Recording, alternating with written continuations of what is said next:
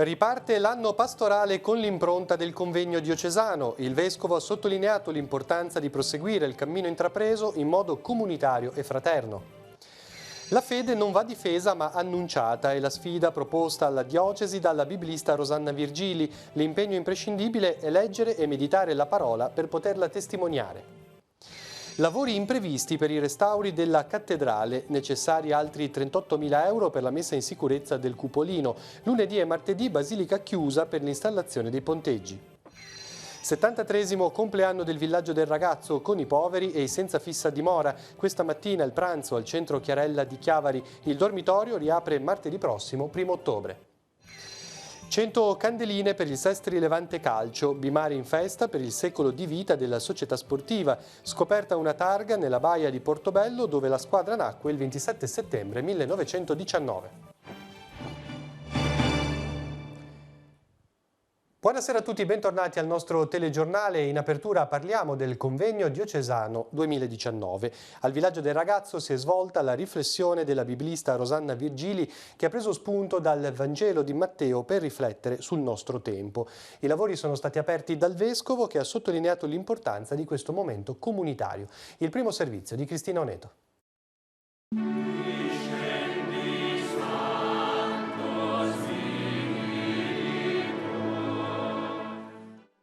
Per la Chiesa particolare di Chiavari il convegno diocesano è un momento di ripartenza comunitario nel segno della continuità con il cammino intrapreso e con lo sguardo rivolto ad un nuovo anno pastorale.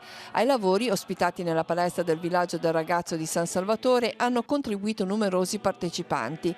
Quest'anno la preghiera è stata introdotta dal coro diocesano, quindi l'intervento del Vescovo Alberto Tanasini, che ha spiegato il significato di questo momento. Cominciarlo insieme vuol dire esprimere la comunione, l'unità che ci lega, sapere che tutti camminiamo in una direzione e vogliamo così poi continuare il nostro percorso nelle nostre comunità parrocchiali o di gruppo, di movimenti, di associazioni. Le linee pastorali per il nuovo anno prendono spunto dal Vangelo di Matteo e saranno declinate nei vari ambiti secondo le necessità e i progetti portati avanti da ogni singola comunità. La scelta intrapresa dalla diocesi è quella di ritornare alla parola di Dio attraverso un percorso di formazione. La parola di Dio è viva, il Vangelo parla a noi oggi, continua a parlare a noi oggi. È per questo che ci consente di guardare alla nostra vita quotidiana, a leggere il nostro tempo. Noi vogliamo imparare a leggere il nostro tempo nella luce della parola di Dio. La proposta della biblista Rosanna Virgili ha preso spunto da 5 parole: la roccia, il sale, il prossimo, la cura, la felicità, alle quali sono state collegate 5 azioni concrete che toccano diversi ambiti: etico, politico, evangelico, sociale ed umano. Il tutto in continuità con il lavoro sinodale svolto in diocesi, sfociato in alcune linee guida alle quali si sta dando attuazione. Questo rinnovato impegno a attuare il nostro cammino diocesano, quello delle linee pastorali, non dimentichiamolo.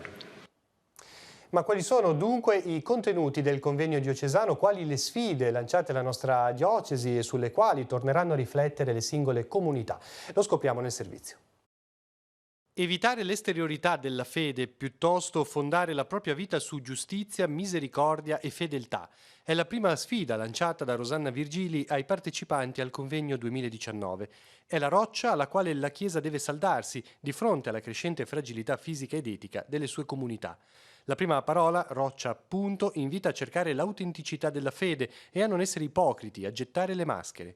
Di qui il legame con la seconda parola, essere sale nella società contemporanea, cioè, dice la Virgili, conoscere a fondo il tema della fede per dare sapore, valore e senso all'esperienza umana.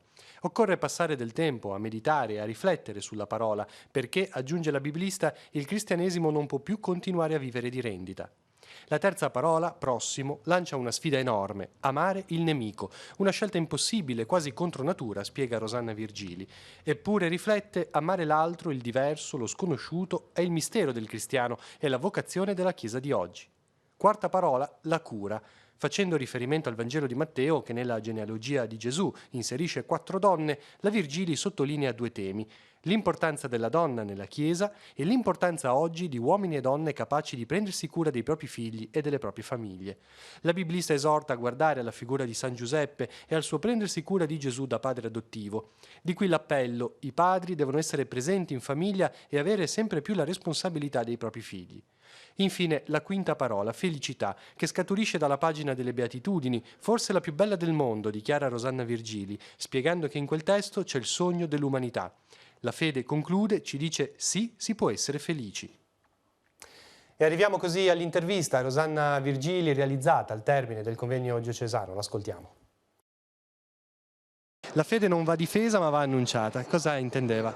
Intendevo questo proprio, che la fede non è qualcosa di cristallizzato, no? Che sta dentro, che si può mettere dentro a una teca, insomma, un luogo riparato, come se fosse un essere non vivente. La fede è vita, è continua ricerca, è continuo dono ed è fatta di dialogo, di incontro, di intreccio, di risposta alla storia in cui il cristiano vive ogni anno e ogni periodo, diciamo, della storia dell'umanità. Lei ha lanciato un'altra sfida, quella di passare del tempo a meditare la parola, a rifletterla per poterla testimoniare. Ha detto che il cristianesimo oggi non può più vivere di rendita.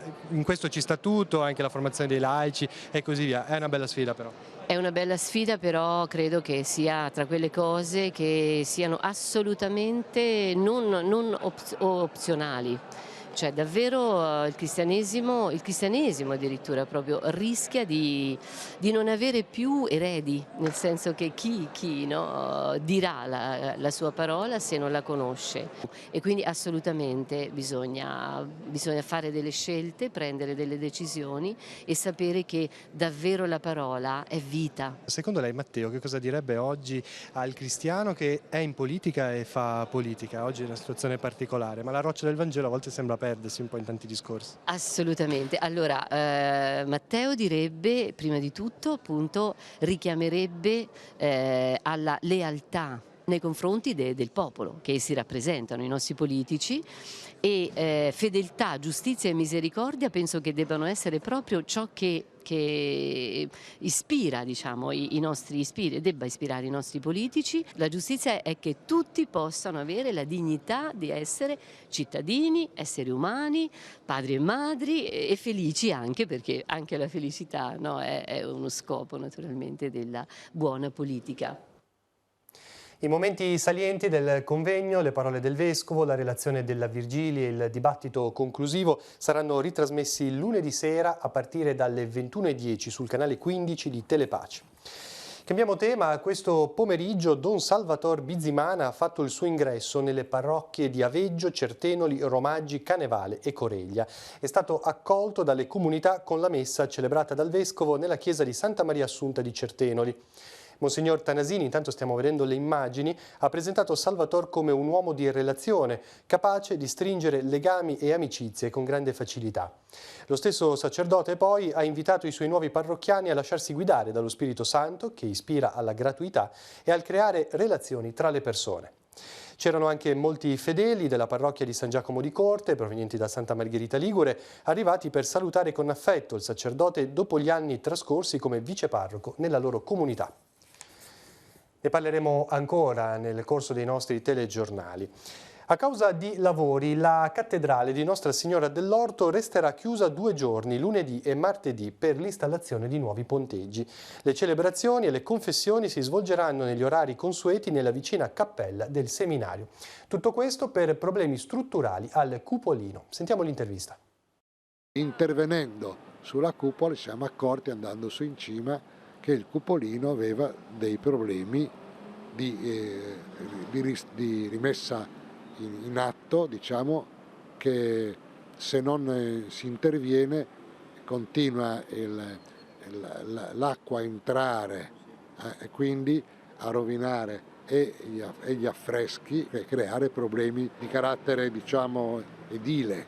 Questo è un intervento non preventivato, non previsto e comporterà un'ulteriore spesa per la cattedrale.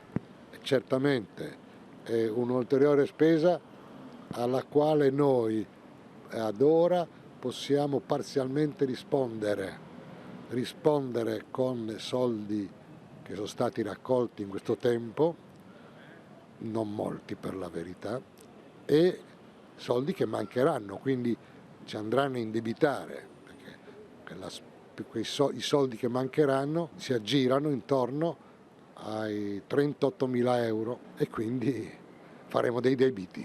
Quale sarà adesso il percorso per la conclusione di questi lavori di restauro? Allora, io presumo che tra metà ottobre e fine ottobre dovrebbero essere conclusi i lavori della cupola. Manca tutto il resto perché per tutto il resto, come dicevo prima, non abbiamo fondi. Dunque, cosa succederà? Succederà che se non c'è qualche intervento della provvidenza, i lavori saranno smontati per la fine del mese, perché per mantenere i ponteggi in attività dovremo spendere 7.000 euro al mese senza sapere quando si potrà intervenire e senza sapere se ci saranno i soldi per intervenire. Quindi ci si ferma al primo lotto dei 6 previsti e poi si vedrà che cosa succederà poi nel futuro. Vedremo. Io sono molto contento di essere riuscito a intervenire in questa parte. Sono anche molto libero, nel senso, ci sono i soldi, qualcuno interviene, il Signore ha previsioni diverse dalle mie, faccia Lui. Io sono assolutamente tranquillo. È stato risolto, almeno temporaneamente, intorno alle 13 di oggi il guasto alla tubatura dell'acqua in località Barattieri a Riva Trigoso, tra via Aurelia e via del Petronio, a comunicarlo il sindaco. Individuato il punto in cui si è verificata la rottura, è iniziato lo scavo per la sua sostituzione, operazione terminata, come dicevamo, nel primo pomeriggio. Questa mattina, lo ricordiamo, durante l'emergenza è stata posizionata un'autobotte davanti all'entrata dell'Arinox. A lavori ultimati l'acqua è tornata nelle case della frazione di Trigoso e nella parte alta di via Gramsci. Sul posto anche i vigili del fuoco di Chiavari, la polizia locale e i tecnici della SAP, gestore dell'acquedotto. Restano invece i disagi alla viabilità. Sino a lunedì è prevista l'apertura a senso unico alternato lungo la via Aurelia, l'apertura del sottopasso, ma non la svolta in via Paggi provenendo da Trigoso. Gli autobus da e per Riva Trigoso, fa sapere ATP, transitano in via Pace nel Mondo. E c'è un aggiornamento anche sui lavori di messa in sicurezza delle gallerie di Sant'Anna. ANAS ha comunicato al comune di Sesti Levante che non inizieranno lunedì 30 settembre come comunicato ieri, ma partiranno la settimana successiva. Nei prossimi giorni sarà indicata la data prevista di attivazione del senso unico alternato e di inizio effettivo dell'intervento, che durerà sino a maggio. Le gallerie saranno chiuse anche a biciclette e pedoni, cosa che ha suscitato le critiche della FIAB Tigullio Vivi in Bici. Il gruppo ritiene che questa decisione obbligherà anche coloro che utilizzavano la bicicletta a prendere l'automobile a scapito della mobilità sostenibile e del rispetto dell'ambiente. La FIAB dunque chiede di modificare l'ordinanza permettendo il transito alle biciclette. La Regione ha stanziato 400.000 euro di fondi regionali tratti dalle accise sulla benzina per finanziare interventi di protezione civile e difesa del suolo in 13 comuni liguri colpiti dal maltempo di ottobre 2018. Le risorse permetteranno di eseguire la progettazione di interventi che saranno poi finanziati con le prossime annualità dei fondi per l'emergenza. Con questo contributo i comuni riusciranno a guadagnare tempo prezioso, spiega l'assessore Giacomo Giampedrone, che aggiunge: è la prima volta che ragioniamo non soltanto sul ripristino, ma su una tempistica più ampia che mira alla resilienza e a migliorare la futura capacità di difesa dei territori. Per quanto riguarda il Tigullio, 93.000 euro andranno a Sesti Levante, poco più di 16.000 al comune di San Colombano Certenoli. Nel riparto ci sono anche 23.000 euro per Varese Ligure e 3.000 per Recco. La cronaca: in mattinata una donna di 67 anni si è infortunata ad un ginocchio cadendo sul sentiero di Punta Baffe a Sesti Levante. L'escursionista, che non poteva più proseguire, è stata soccorsa dai vigili del fuoco di Chiavari, che hanno raggiunto il luogo dell'incidente prima in jeep e poi a piedi. La donna è stata accompagnata fino al cimitero di Riva Trigoso, dove è stata medicata dal 118. La Guardia Costiera di Santa Margherita Ligure ha sequestrato oltre mezzo quintale di pesce in cattivo stato di conservazione e che rischiava di finire nel piatto di ignari consumatori. L'operazione è stata condotta non soltanto nelle località di costa. I militari si sono spinti fino in provincia di Monza, dove insieme ai tecnici della locale azienda sanitaria hanno passato al setaccio vari esercizi commerciali per accertare la regolare rintracciabilità dei prodotti ittici, l'etichettatura e i modi di conservazione e presentazione. In particolare è emersa la vendita e la detenzione di alimenti scaduti e di pescato a temperatura nettamente più elevata rispetto alle leggi di settore. Oltre al sequestro del prodotto, per lo più sgombro, gli ispettori della Capitaneria di Porto Sammargheritese hanno elevato multe per un importo superiore a 3.000 euro. Cambiamo tema, riapre martedì prossimo il dormitorio diocesano gestito dalla Caritas al centro Franco Chiarella di Chiavari. Intanto oggi la struttura, che sorge nel cuore del quartiere di San Pier di Canne, ha ospitato la festa per i 73 anni del villaggio del ragazzo. Un pranzo a cui sono stati invitati senza fissa dimora e tutti i poveri del territorio. Il servizio.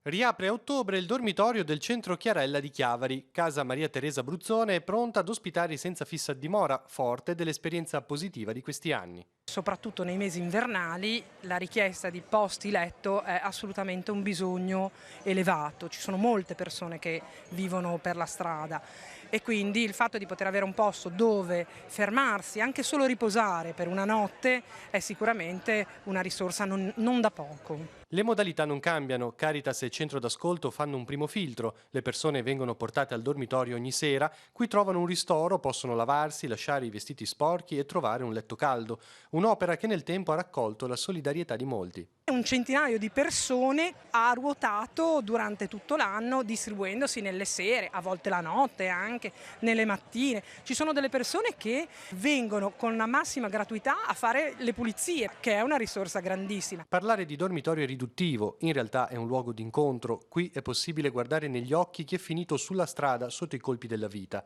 Un'esperienza formativa per i volontari e di dignità per chi è accolto. Questo aiuta anche a noi, diciamo, a toglierci dai pregiudizi anche relativi alla persona che è senza fissa dimora, che non è per forza il barbone, diciamo, che si incontra sotto casa. Ecco.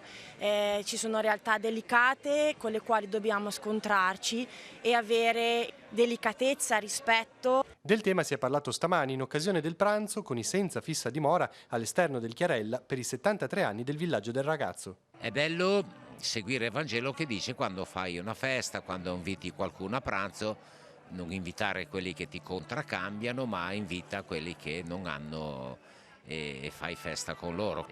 L'Antico Testamento è bello su questo, nel senso degli ebrei di quando è festa devi condividere.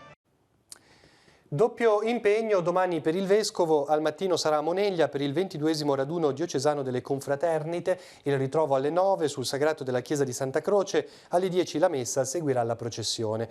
Al pomeriggio invece alle 17:30 nella chiesa di Rupinaro a Chiavari presiederà l'Eucaristia in occasione della giornata mondiale del migrante e del rifugiato. La comunità di San Michele di Pagana festeggia il titolare, domattina alle 11 la celebrazione eucaristica presieduta da Don Matteo Zoppi, parroco di Santa Margherita di Testana, alle 18 il Vespro con Don Roberto Ghiara, parroco di Nostra Signora del Carmine a Genova. Seguirà la processione, domani è anche l'ultimo giorno per visitare la mostra fotografica Angoli e Volti di San Michele di Pagana, curata dal gruppo Dietro a un Vetro e allestita nel giardino della Canonica, gli orari dalle 10 alle 12 e dalle 16 alle 20. Vediamo altri appuntamenti diocesani e ancora festa di San Michele al santuario nella parrocchia di Santa Maria del Campo a Rapallo, il santuario di Nostra Signora di Caravaggio. Dalle 9:30 alle 11:30 sarà effettuato un servizio di trasporto in elicottero dalla zona di Villa Benia per un costo di 60 euro andata e ritorno. Alle 12 il vicario della diocesi, Don Stefano Mazzini, celebrerà l'Eucaristia. A Sesti Levante al mattino alle 10:30 Don Enzo Frisino celebrerà la messa di commiato dalla parrocchia di San Paolo in Pila che lascia dopo 22 anni e mezzo. E infine a Nozzarego di Santa Margherita Ligure si celebra domani San Girolamo, la messa alle 16 nella cappella delle Gave.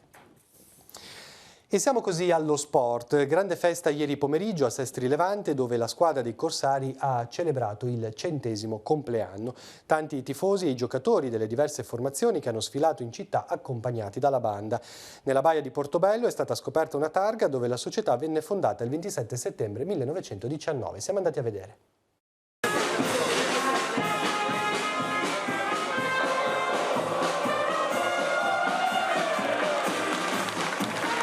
è stata ed è e spero sarà una bellissima esperienza di sacrificio, perché mantenere una società come quella del Sestri non è facile, noi facciamo del nostro meglio con l'umiltà che ci ha sempre contraddistinti. Non possiamo fare voli pindarici, però cerchiamo, difatti abbiamo insistito molto nel settore giovanile, perché quando siamo entrati era stato abbastanza defenestrato, in grande difficoltà, mentre invece ora si rivede l'entusiasmo e la nostra linfa di vita sono loro.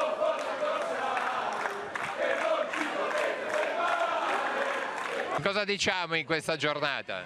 Cosa vuol dire? Di andare sempre avanti così, sempre cercando di migliorarsi e di fare delle belle cose per l'avvenire.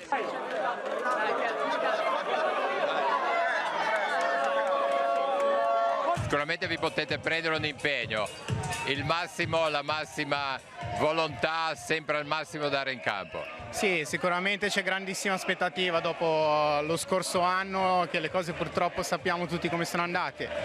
Noi ci alleniamo tutti i giorni per raggiungere il nostro obiettivo domenicale, poi solo il tempo dirà dove riusciremo ad arrivare. Noi ce la metteremo tutta per regalare delle grandi emozioni come questa sera ai nostri tifosi e alla gente di Sestri Levante. Potete promettere grande impegno? Quello sicuramente, quello non mancherà, il grande impegno e grande onore alla maglia. In bocca al lupo a tutta la squadra, a tutto lo spogliatoio, un saluto da tutta anche noi, la nostra redazione. Viva il lupo, grazie mille. Alla festa del Sestri Levante Calcio sarà dedicata la rubrica Si può dare di più, in onda martedì prossimo alle 21:10 sul canale 15 di Telepaci. E ora veniamo alla Serie B. Domani la Virtus Entella sarà impegnata in trasferta contro il Benevento, fischio d'inizio alle 15. Sentiamo il commento prepartita di mister Boscaglia.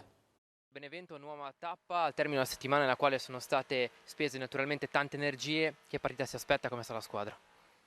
No, la squadra ha recuperato rispetto a una partita dura, tosta, difficile contro una squadra forte che sta facendo benissimo, come era normale che fosse, e quindi niente, dobbiamo andare lì sapendo che dobbiamo fare una grande partita, che dobbiamo limitarli e dobbiamo essere bravi a lavorare quando abbiamo la palla, perché comunque, ripeto, è una squadra che sa attaccare bene, che sa difendere bene. Abbiamo bisogno della migliore Entella per portare a casa dei punti. A proposito di questo, con che spirito, con che atteggiamento si affronta una compagine che in queste prime giornate ha dimostrato di avere pochi punti deboli, subisce poche reti e segna con continuità? Nel migliore dei modi, cioè, lo spirito è quello giusto, perché incontri una squadra forte, perché sai che ti giochi una bella chance per metterti anche in vetrina, quindi i giocatori sanno che hanno questa grande possibilità. Noi abbiamo le nostre armi, con le nostre armi dobbiamo andarcela a giocare tranquillamente e serenamente. Sappiamo che naturalmente non dico che non abbiamo nulla da perdere, perché comunque c'è sempre una partita che puoi perdere, ma dobbiamo giocare con serenità e con tranquillità. Abbiamo anche una classifica che ci può permettere di lavorare in un certo modo, anche se ogni partita è comunque una partita dove puoi tirare fuori belle prestazioni e soprattutto punti, ed è quello che noi vogliamo fare sicuramente a Benevento. Andiamo lì con grandissime aspettative comunque. Serve anche un po' di sana incoscienza per queste partite, mister? Serve sempre, non solo in queste partite, la sana incoscienza serve sempre. Il calcio è un gioco così situazionale, io lo chiamo irrazionale, che l'incoscienza fa parte di quelle componenti importanti per fare grandi partite. E quindi sicuramente sì, naturalmente ci vuole equilibrio, ci vuole organizzazione. E ripeto, l'irrazionalità e l'incoscienza deve far parte integrante di una partita che ti deve andare a giocare.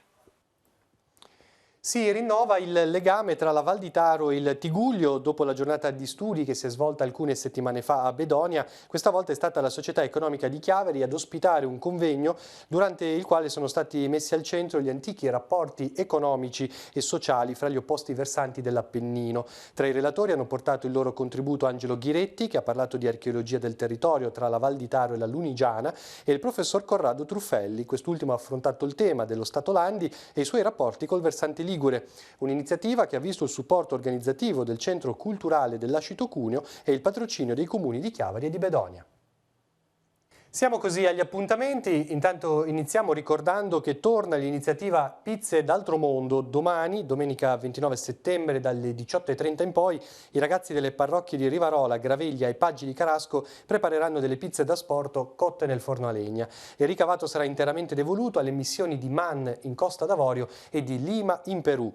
La consegna avverrà dalla Cappellina di Rivarola. Per prenotare occorre telefonare al numero 338 40 79 643. Lo ripeto, 338 40 79 643. Ora sfogliamo l'agenda di Telepace e vediamo così tutti gli altri appuntamenti in programma per domani.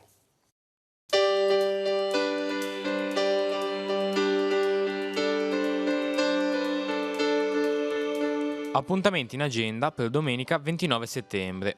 4 passi nella storia a Sestri Levante in occasione della Giornata Nazionale dei Borghi Autentici. Alle 9 da Palazzo Fasce partirà l'escursione per i sentieri della Bimare. Nel pomeriggio alle 18 in Sala Bo incontro con Luca Ciotoli che terrà la conferenza Sestri Santa Cruz da viaggio personale a patrimonio collettivo. Passeggiata alla scoperta dell'oasi faunistica dell'Entella, la natura lungo i sentieri dei Fieschi. La propone il Comune di Lavagna. Ritrovo alle 9:30 nei giardini di Via Genova. Ultima giornata dell'evento proposto dall'Università di Genova sulle fake news a Palazzo Ducale. Dalle 10 alle 13 le conferenze di Maurizia Migliorini, Donatella Panatto e Giancarlo Icardi, Paolo Bensi e Pietro Mensi. Alle 18 l'incontro con il giornalista Enrico Mentana. Mercatino dei sapori e delle tradizioni a Chiavari, dalle 10 alle 20 in via Rivarola, bancarelle di prodotti tipici provenienti da tutta Italia. I mestieri di oggi e di ieri, visita guidata alla città di Chiavari e delle sue botteghe. Partenza alle 10 davanti allo Yacht in via della Cittadella. Per la terza giornata dei Sentieri Liguri, apertura del Museo del Bosco al Lago delle Lame di Rezzoaglio. Nel pomeriggio, a partire dalle 15, escursione alla cascata della Ravezza. A Sopra la Croce di Borzonasca, giornata conclusiva della manifestazione Medioevo Mistero, rinviata a causa del meteo. Dal mattino laboratori, danze medievali, stand gastronomici e artigianali. Alle 15:30 spettacolo nel Bosco del Campanile di Licciorno. Per la quarta edizione del Festival di Musica Popolare Le Vie dei Canti, alle 16 nella sala del Minor Consiglio di Palazzo Ducale a Genova, concerto del duo pugliese Andrioli e Nigro, Cosa sono le nuvole? Quinta edizione del Sibelius Festival a Chiavari, alle 18:30 all'Auditorium San Francesco, piano recital con Andrea Carcano, con musiche di Handel, Sibelius, Grieg e Benjamin. Passiamo adesso agli appuntamenti per lunedì 30 settembre. Letture animate e altre meraviglie, appuntamento per bambini e genitori alla Biblioteca Fasce Rossi di Sestri Levante, dalle ore 17 alle ore 18. E dalle 18 al Y-Lab di Via Gagliardo a Chiavari, incontro formativo dal titolo The Startup Canvas, l'innovativo framework per strutturare una startup attraverso l'approccio Lean. Relatore sarà l'imprenditore Massimo Ciaglia.